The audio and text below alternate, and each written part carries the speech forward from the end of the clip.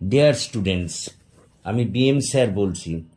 দেখো, আজ আমি তোমাদের সামনে 2024 সালের কলকাতা বিশ্ববিদ্যালয়ের 6th সেম হিস্ট্রি জেনারেলের ডিএসি B2 এই পেপারটির একটি সাজেশন নিয়ে হাজির হয়েছি।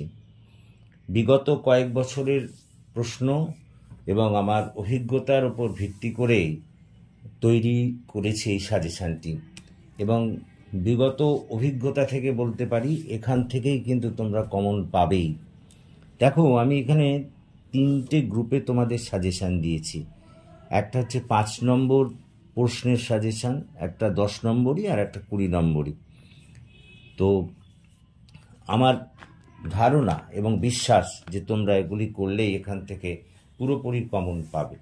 তো প্রথমে এসো 5 নম্বর প্রশ্নের জন্য যে সাজেশান আমি করেছি সেগুলো তোমাদের বলি। তো 5 নম্বর মার্কসের ক্ষেত্রে প্রথম প্রশ্নটি হলো, ইউরোপের উপর ব্ল্যাক ডেথের প্রভাব আলোচনা করো। এটা না খুব ইম্পর্টেন্ট প্রশ্ন এবছরের জন্য। 2 নম্বর প্রশ্ন হলো, ম্যানর প্রথার উপর একটি টিকা লেখো। এটাও ততোধিক গুরুত্বপূর্ণ। 3 নম্বর প্রশ্ন হলো, মার্টিন লুথারের 95 থিসিসের ওপর একটি টিকা লেখো। এটিও গুরুত্বপূর্ণ। 4 নম্বর প্রশ্ন হলো, আফ্রিকার দাস ব্যবসায় ইউরোপের দেশগুলির ভূমিকা লেখো। 5 নম্বর প্রশ্ন হলো, হিউগেনেটদের ওপর একটি টিকা লেখো। 6 নম্বর প্রশ্ন, মানবতাবাদী ইরাসমাসের ওপর একটি টিকা লেখো। এটা ভেরি ভেরি ইম্পর্টেন্ট প্রশ্ন কিন্তু। পরের প্রশ্নটি হলো, সামন্ততন্ত্রের সংকটের ওপরে একটি টিকা লেখো। এটিও খুব গুরুত্বপূর্ণ। এবং 8 নম্বর প্রশ্ন হলো, সামন্ততন্ত্রের ফিফ ও ভ্যাসেলাজের ওপরে একটি টিকা লেখো। এই গেল তোমাদের 5 নম্বরই প্রশ্নের সাজেশন। এরপরে আসছি আমরা যেগুলো 10 মার্কসের কোশ্চেন তোমাদের করতে দেয়। তার 1 নম্বর প্রশ্ন দেখো, অ্যানাব্যাপটিস্ট ও উগ্রবাদী ধর্ম সংস্কার সম্বন্ধে যা জানো লেখো। এক্ষেত্রে এটি খুব ইম্পর্টেন্ট প্রশ্ন। পশ্চিম ইউরোপে সামন্ততন্ত্রের পতনের কারণগুলি বর্ণনা করো।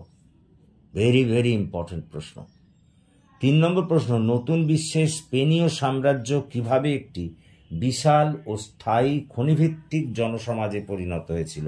এটিও ততোধিক গুরুত্বপূর্ণ প্রশ্ন। 4 নম্বর প্রশ্ন, শিল্প স্থাপত্যের উপরে রেনেসাঁস বা নবজাগরণের প্রভাব আলোচনা করো। 5 নম্বর প্রশ্ন, বাণিজ্য বিপ্লবের কারণ ও তার ফলাফল আলোচনা করো। 6 নম্বর প্রশ্ন, সামরিক বিপ্লবের উপর একটি প্রবন্ধ রচনা করো। 7 নম্বর প্রশ্ন, সামন্ততন্ত্রের আঞ্চলিক বৈশিষ্ট্যগুলি আলোচনা করো। 8 নম্বর প্রশ্ন, ষোড়শ শতাব্দীর ইউরোপে বাণিজ্যিক কার্যকলাপ ভূমধ্যসাগর থেকে আটলান্টিকের দিকে সরে যাওয়ার কারণগুলি বর্ণনা করো। 9 নম্বর প্রশ্ন, এনক্লোজার ব্যবস্থার উপর একটি প্রবন্ধ লেখো। দেখো, এই 10 নম্বরই প্রশ্নগুলি করলেই এখান থেকে কিন্তু তোমরা নিশ্চিতভাবেই 10 নম্বরের প্রশ্ন কমন পাবে।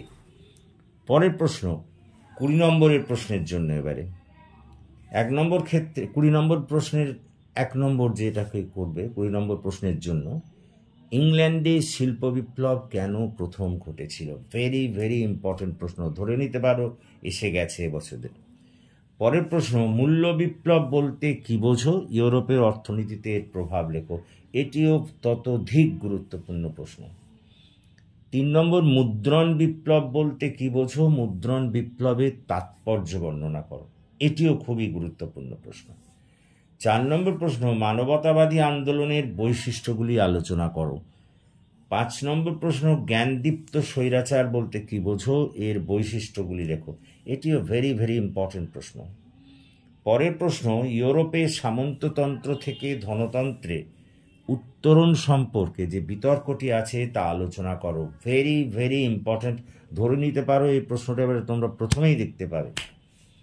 পরের প্রশ্ন, ইংল্যান্ডের শিল্প বিপ্লবের সঙ্গে ইউরোপের অন্যান্য দেশের শিল্প বিপ্লব বা মহাদেশীয় শিল্প বিপ্লবের পার্থক্য লেখো। এটিও গুরুত্বপূর্ণ প্রশ্ন।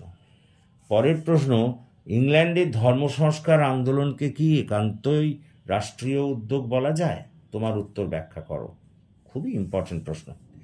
পরের প্রশ্ন, বিজ্ঞান বিপ্লব কি, ইউরোপের উপরের প্রভাব বর্ণনা করো। নেক্সট প্রশ্ন, ইউরোপে জাতীয় রাজতন্ত্র গড়ে ওঠার কারণগুলি বর্ণনা করো। দেখো, এই হচ্ছে মোট সাজেশন। একটু বেশি করেই কোশ্চেন দেয়া আছে, এর বাইরে কিন্তু কোনো প্রশ্ন হবে না, তোমরা ধরে নিতে পারো। তবে আমি তোমাদের এই কথাও বলছি যে আর কিছুদিন বাদে আমি এর একটা ফাইনাল সাজেশান দেব। তখন ফাইনাল মানে লাস্ট মিনিট সাজেশান করে দেব, সেখানে কিছু কোশ্চেন হয়তো তোমাদের কমিয়ে দিতে পারি। কিন্তু এইগুলো যদি করো তাহলে আর কিচ্ছু করা লাগবে না, অন্য কোনো তোমাদের আর সাহায্যের প্রয়োজন হবে না। ঠিক এইখান থেকেই সব কমন পাবে, এটা তোমাদের কাছে আমি 100% গ্যারান্টি দিতে পারি। সুতরাং তোমাদের এই কথা বলে আজ আমরা থামছি। তোমরা যদি বিগত দিনের আমার সব সাজেশনগুলো, আমার করা সাজেশনগুলো যদি খুলে দেখো, তাহলে দেখবে কিন্তু সমস্ত ক্ষেত্রেই আমার সাজেশন কমন এসেছে। সেই সবের প্রেক্ষিতে তোমাদের বলতে পারি এইগুলো করো, এখান থেকেই কিন্তু তোমরা কমন পাবে। So that's all for this day. আশা করি তোমরা বুঝতে পেরেছো। যদি তোমরা বুঝতে পারো তাহলে এই সাজেশান তোমাদের বন্ধুদের মধ্যে শেয়ার করো, এবং তোমরা যারা এখনও আমার এই চ্যানেলটিকে সাবস্ক্রাইব করোনি, প্লিজ সাবস্ক্রাইব মাই চ্যানেল।